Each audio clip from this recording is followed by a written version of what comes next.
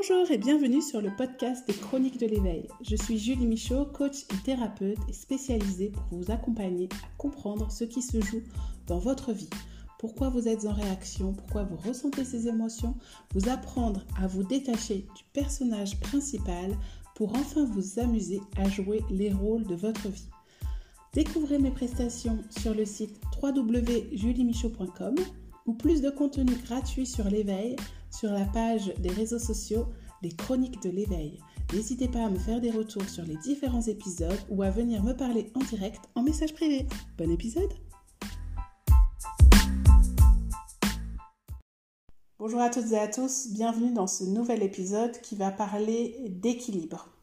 Aujourd'hui, j'ai envie de vous parler d'équilibre parce qu'on est dans une société où on est toujours en train de courir avec la productivité. Il faut être productif, il faut avoir tout à l'instant T, il faut se transformer en quelques jours, il faut devenir riche en quelques heures. Et donc, on ne prend plus ce temps de patience, ce temps de régénération, ce temps de repos. On a oublié et même on culpabilise quand on prend ce temps. Sauf que dans la nature, on voit bien qu'il y a ce point d'équilibre parfait, cette loi de l'homéostasie, c'est-à-dire qu'il y a ce point d'équilibre entre tout et son contraire, la nuit et le jour, le féminin et le masculin, la mort et la vie. Je vais vous citer la phrase de François Lemay qui dit que la loi de l'homéostasie, c'est tout système vivant soumis à une période de stress, suivi d'une période de repos, revient spontanément à son équilibre parfait. C'est-à-dire que toute vie a une période de contraction et d'expansion. C'est-à-dire que dans la vie, il y a deux modes. Il y a le mouvement et il y a la régénération. Ça veut dire que dans notre vie, dans notre journée, nous avons besoin d'être dans l'action, mais nous avons aussi besoin d'être dans le repos. Parce que si l'action permet de stimuler l'énergie, elle crée de l'énergie, elle crée aussi des déchets dans notre corps, dans notre organisme. Donc, on a besoin à un moment donné d'éliminer ces déchets. Et on le voit quand on dort. On peut rester une nuit sans dormir, sans bouger, etc. Et le lendemain matin, on va avoir besoin d'éliminer les déchets du corps. Ce temps va permettre à notre corps de se régénérer. Il va permettre d'intégrer ce qu'on a appris. Il va ramener l'énergie vers l'intérieur.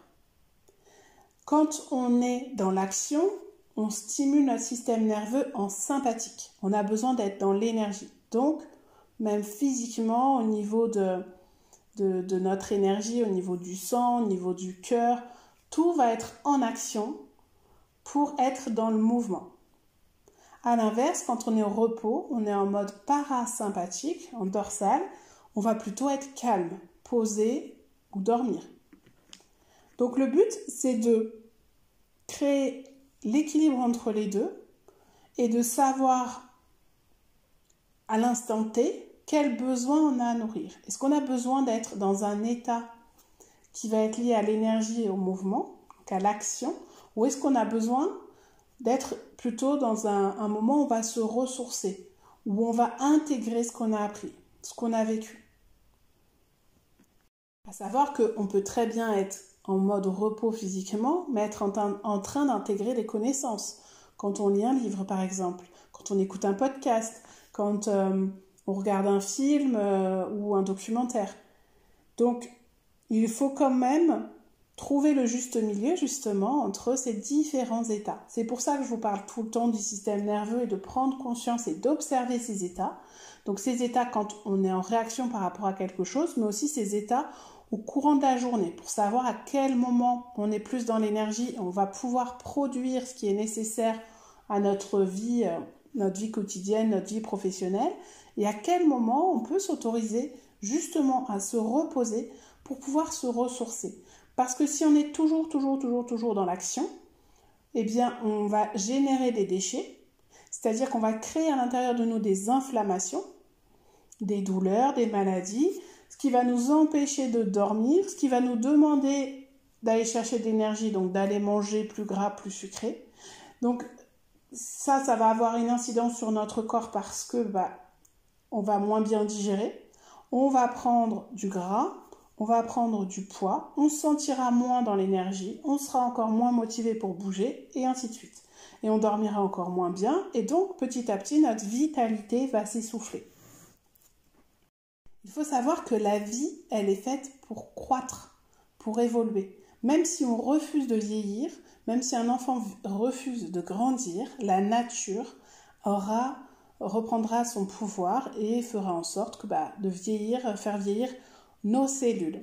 Donc il faut aussi accueillir cette idée que petit à petit, quand on avance, on doit laisser des parts de nous mourir, des anciennes versions de nous mourir. Si on est tout le temps dans la résistance de laisser derrière nous ces anciennes versions de nous, eh bien on ne pourra pas avancer, on ne pourra pas vivre cette expansion pour laquelle on est venu sur Terre. C'est pour ça que quand vous avez des difficultés à lâcher une situation sentimentale ou professionnelle par exemple, c'est parce que vous avez des difficultés à laisser mourir cette version de vous qui croyait qu'elle allait pouvoir s'épanouir peut-être dans cette relation sentimentale, ou qu'elle allait pouvoir s'enrichir avec ou se réaliser ou être reconnue avec cette activité professionnelle, ou qu'elle allait pouvoir s'épanouir et vivre des échanges nourrissants avec cette amitié. Et en fait, elle continue de rêver à ça, alors que aujourd'hui, il est plus juste pour elle, il est plus juste pour vous de mettre fin à cette version de vous pour pouvoir vivre de nouvelles expériences, de nouvelles relations et peut-être vivre enfin cet épanouissement personnel ou professionnel auquel vous aspirez. Pour être en bonne santé, c'est pas uniquement de bien manger, de bien dormir et de bouger. Parce qu'il y a des gens qui sont tellement rigides dans leurs règles de je dois manger ça, pas manger ça, courir tant d'heures, etc. Et à l'inverse, d'un point de vue santé mentale, intelligence émotionnelle, ils sont aussi très rigides et donc ils vont être frustrés, ils vont juger les autres et donc ils vont nourrir à l'intérieur d'eux de la frustration et du stress. Donc ça va aussi solliciter des hormones du stress qui, à force d'être présentes dans l'organisme et dans le sang, vont créer des désagréments au niveau des organes ou des cellules du cerveau. Donc il est vraiment important pour être en bonne santé, pour se sentir bien, de savoir trouver cet équilibre entre les moments où je suis en mode repos pour me régénérer, où je suis en mode action pour croître et grandir, mais aussi travailler sur ma façon de penser, mes réactions, réguler mon système nerveux pour ne pas être dans l'angoisse tout le temps de ce qui va advenir. Et quand je suis dans l'action, c'est aussi me mettre en action dans des choses qui me permettent de sortir de ma zone de confort. Parce que si je reste toujours dans cette zone de confiance et de confort, dans ce que je connais, eh bien, je vais arrêter d'évoluer, de m'expanser. Je vais être plutôt dans une phase de repos, voire peut-être même, si je vais dans l'excès, d'atrophie, de fatigue, d'engorgement, parce que je ne ferai plus rien, je me contenterai de ce que j'ai déjà. Donc je ne serai plus dans le mouvement, dans les projets. Et on a besoin de projets pour vivre. D'ailleurs, vous le voyez souvent dans un couple, quand on n'a plus de projet en commun, eh bien, ça annonce un petit peu la mort du couple. Il y a un moment, il y a une phase où ça se passe mal dans le couple. Alors que quand on a des projets, quand on est dans la création, quand on est dans l'action, on emmène les autres avec nous et donc ça ramène de la vie, dans notre quotidien. Donc trouver ce juste équilibre, ça permet de sortir d'une routine. Avoir des rituels et des habitudes, c'est très bien parce que le cerveau a besoin de facilité. Donc l'idée, ça va être de voir si nos habitudes, elles nous correspondent toujours, voir si ce qui nous paraît normal, nos règles, nos valeurs conviennent toujours à ce que l'on veut être, ce que l'on veut faire, ou alors ça va être donc d'évoluer en trouvant de nouvelles habitudes, en remplaçant eh bien, des choses qu'on faisait qui nous paraissent plus justes pour nous, qui nous paraissent néfastes pour nous, et donc de les remplacer petit à petit par des nouvelles choses pour dire à notre cerveau, eh bien, que maintenant, au lieu de faire ça, ça va être de telle façon. Et donc, vous allez vous rendre compte que en changeant ces habitudes aussi, eh bien, vous allez pouvoir avancer et évoluer vers la version de vous-même que vous voulez être et qui vous correspond plus et que vous n'allez pas être juste dans une vie où tout est automatique, où vous subissez les choses, vous subissez les autres, vous subissez vos émotions et vos réactions. Donc ça revient vraiment à l'idée de vivre en conscience en étant présent à soi-même. C'est-à-dire que d'avoir cette présence d'esprit, d'accueillir notre besoin, son besoin. Est-ce que là, je suis dans une période où je vis beaucoup de stress parce que je suis en lancement d'un programme, parce que j'ai un gros dossier au travail à présenter, parce que dans mon cadre familial, on est en train de faire des travaux, on est en plein déménagement, ou je viens d'avoir un bébé. Est-ce que je vis ce stress, mais comment je peux faire en sorte de me ressourcer, de me régénérer, de désaturer ce stress pour pouvoir adapter ce stress à mon expansion. C'est toujours l'adaptation qui est importante. Donc, apprendre à réguler son système nerveux, c'est-à-dire apprendre à observer quand j'ai besoin d'être en sympathique, dans l'action, dans l'énergie, quand j'ai besoin plutôt d'être en ventral, c'est-à-dire en paix, serein, quand j'ai besoin d'être en dorsal, de me reposer, d'être tranquille, eh bien plus je vais avoir conscience de ça, plus je vais pouvoir aussi mettre en conscience les ressources qui me permettent d'être dans ces différents états. Donc, est-ce que là, j'ai besoin de me mettre en action? Qu'est-ce qui me permet de me donner de l'énergie? Est-ce que c'est de sortir dans la nature? Est-ce que c'est de faire un cours de yoga, de pilates, du renforcement musculaire, un sport avec une amie? Est-ce que c'est d'aller prendre une douche froide? Est-ce que c'est de sortir mon chien? Est-ce que c'est d'aller courir? Est-ce que c'est d'aller jardiner? Est-ce que c'est de faire, d'être dans l'action? Ou est-ce que là, j'ai besoin de me reposer, mais je sais que j'ai du mal parce qu'en ce moment, je suis tout le temps actif? C'est de s'imposer peut-être à aller se faire masser, c'est de s'imposer à prendre quelques minutes juste pour contempler quelque chose dans la nature, ou pour méditer, ou pour écouter une chanson les yeux fermés. Est-ce que c'est d'aller prendre un bain? Est-ce que c'est d'aller faire un tour en moto? Est-ce que c'est d'appeler une amie? Plus vous allez être conscient de ce qui se passe à l'intérieur de vous et de comment faire pour vous aider à adapter votre réaction, adapter ce stress qui vous gagne en n'ayant pas une image négative de ce stress, mais en se disant que c'est une énergie de contraction parce qu'à un moment donné, j'ai besoin de passer par cet inconfort pour pouvoir vivre une expansion. Quand un enfant apprend à marcher, eh bien, il ne se pose pas la question de combien de fois il doit tomber pour réussir à marcher. Il tombe, il se relève, il tombe, il se relève, jusqu'à ce qu'il arrive à se déplacer tout seul. Et on voit bien chez les enfants que même s'ils ont des peurs, moi, mon fils, il est rentré dans la piscine, il n'osait pas mettre la tête sous l'eau. À la fin de l'après-midi, il faisait tout le tour de la piscine avec un masque et un tuba à 5 ans. Parce qu'il ne s'est pas laissé envahir par sa peur. Il a su dépasser ce stress qui pouvait le gagner parce que c'était quelque chose d'inconnu pour se donner les moyens d'y arriver, pour se donner les moyens de réussir. Nous, le problème, c'est qu'on a grandi avec des injonctions, avec des croyances et avec des expériences qui disent à notre subconscient, attention, danger. Si jamais je vais vers quelque chose d'inconnu, je risque d'être jugé, je risque d'être critiqué, je risque de me sentir inutile, incapable, inintéressant, je risque de rater, je risque de me faire critiquer parce que je réussis trop et donc il y aura des personnes jalouses. Il y a des millions de raisons propres à chacun et à chacune qui vont nous empêcher de vivre cette expansion. Et donc, plus nous allons prendre conscience de tout ça, plus on va pouvoir se réaliser, nous réaliser dans cette vie, à titre personnel, relationnel, professionnel. Donc tout est toujours une notion d'équilibre, de nuance. À chaque fois que vous serez dans l'excès, ce sera nocif pour vous. De même pour vos convictions. Plus vous allez être ouvert aux autres, et moins dans le combat de vos convictions, dans l'excès, j'ai envie de dire, plus vous allez aussi pouvoir voir les choses autrement. C'est-à-dire qu'en laissant aux autres la possibilité de s'exprimer sur quelque chose, un sujet qui pourtant vous tient à cœur, eh bien ça va vous permettre de voir les choses autrement.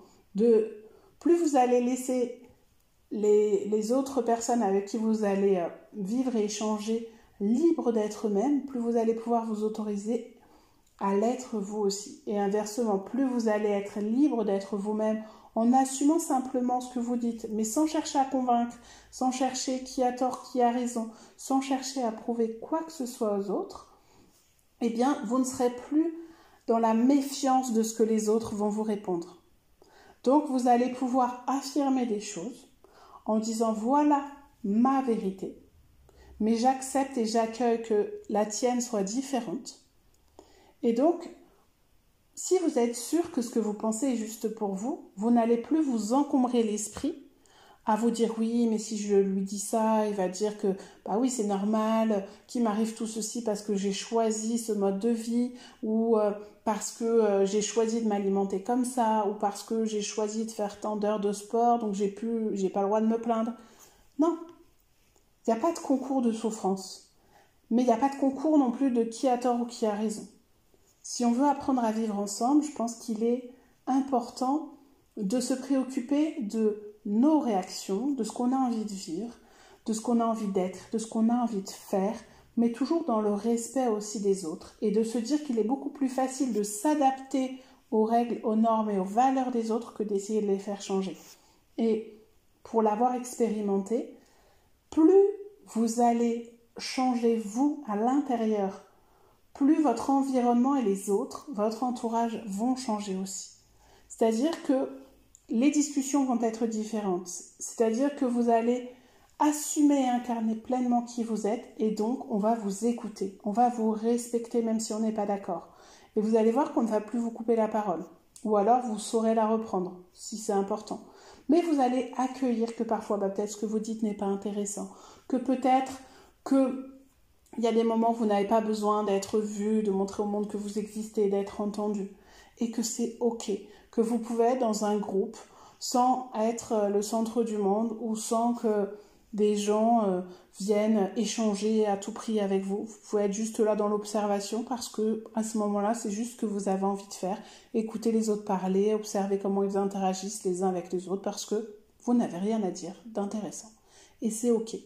Et puis d'autres fois, vous avez envie de partager ce qui vous anime et c'est ok aussi.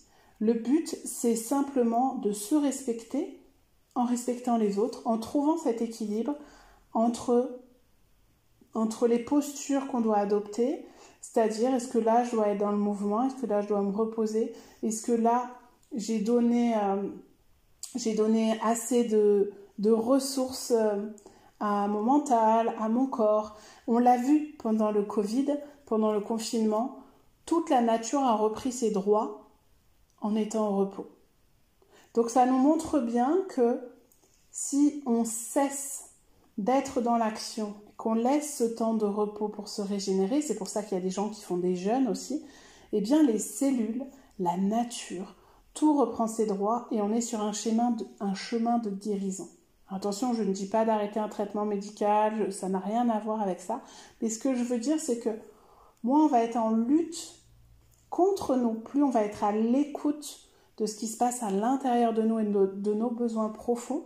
Ça rejoint l'épisode d'avant, j'ai peut-être fait des répétitions, mais c'est vraiment important de se dire, si je cherche une réponse à une problématique, à un blocage, eh bien, je regarde si ça s'adapte à la nature. Est-ce que la nature fonctionne comme ça? Est-ce que ça paraît cohérent? Et je teste. Je teste pour voir si c'est juste ou pas pour moi. Et je garde mon discernement, je garde ma vérité et je sais aussi que ma vérité va évoluer, mon niveau de conscience va évoluer et que je peux aussi accueillir les autres dans leur vérité et dans leur niveau de conscience là où ils en sont. Et que chacun fait du mieux qu'il peut avec les outils qu'il a et le niveau de conscience qu'il a. Donc, si vous voulez que je vous accompagne à comprendre cet équilibre, à comprendre ce que vous êtes, à comprendre ce qui se joue à l'intérieur de vous dans vos relations, je vous invite à me contacter via mon site www.juliemichaud.com. Et si vous voulez venir me faire un retour par rapport à cet épisode, n'hésitez pas à vous abonner et à m'envoyer un message privé sur Instagram via le compte Les Chroniques de l'éveil. Je vous dis à très bientôt pour un nouvel épisode du podcast.